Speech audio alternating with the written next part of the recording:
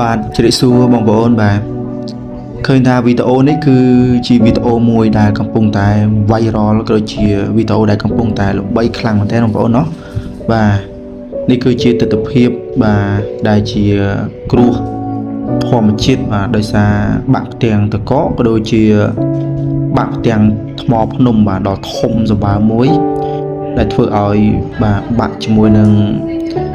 ទំនប់ធម្មពលវារីអគ្គិសនីរបស់ប្រទេសចិនបាទដែលធ្វើឲ្យប្រទេសទីបេក៏ដូចជាប្រទេសនេប៉ាល់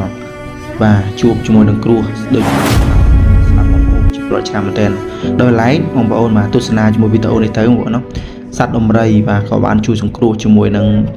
បាទមនុស្សយើងក៏ដូចជាពិសេសគឺបានជួយសង្គ្រោះទៅដល់សត្វខ្លាដែលជាសត្វមៀងសាសីបាទអញ្ចឹងមិនថាបងប្អូនបាទដំរីនេះគឺដូចចាស់គាត់និយាយពីដើមអញ្ចឹងណា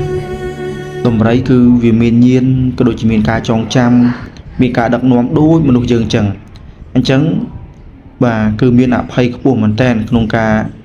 យកចូលអធិស្ឋានពីសំណាក់សត្វដំរីបាទបងប្អូនឃើញវីដេអូកំពុងតែ viral គឺវីដេអូទី1ដំរីបានជួយទៅដល់មនុស្សបាទដោយឡែកវីដេអូទី2នេះគឺដំរីបានជួយទៅដល់សត្វខ្លាបាទសត្វខ្លាដំបឬខ្លាធំ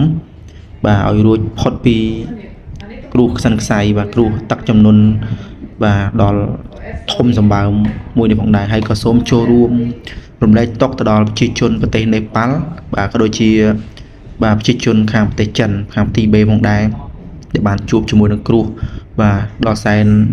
សោកស្ដាយនេះហើយដំរី